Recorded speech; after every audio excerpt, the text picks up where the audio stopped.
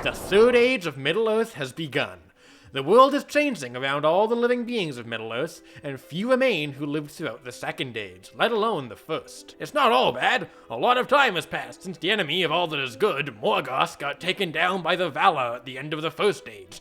But while he's down for the count, there's still a big problem lurking in the shadows. In their haste to take Morgoth down, the Valar missed somebody rather important. While Morgoth was defeated and sealed away in the void, his top lieutenant had escaped the battles, and was now free to continue warring against the free peoples of Middle-earth.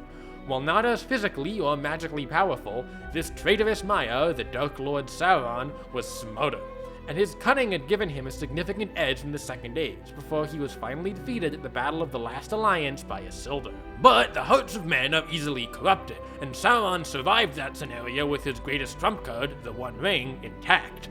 Now Sauron laid seemingly dormant, in a period of silence. Or was he? In the region of Dol Guldur, within the dark forests of Mirkwood, the shadows of evil were beginning to stir. The forest was corrupt and vile, a sure sign that some malicious presence was beginning to move once again.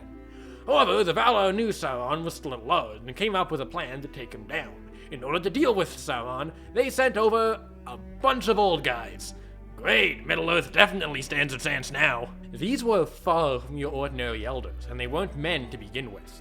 Like Sauron, these were Maya, taking on the shape of aged men to provide wisdom and guide the people of Middle-earth in defeating Sauron.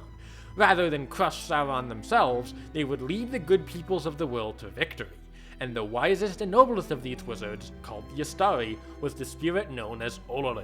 Yeah, while Olorin wasn't as incredibly powerful as their leader Kurumo, he was the kindest and most noble, a trait that got the attention of his master, the leader of the Valar called Manwë. But Olorin wasn't going to fight Sauron, because he was scared of the Dark Lord's power.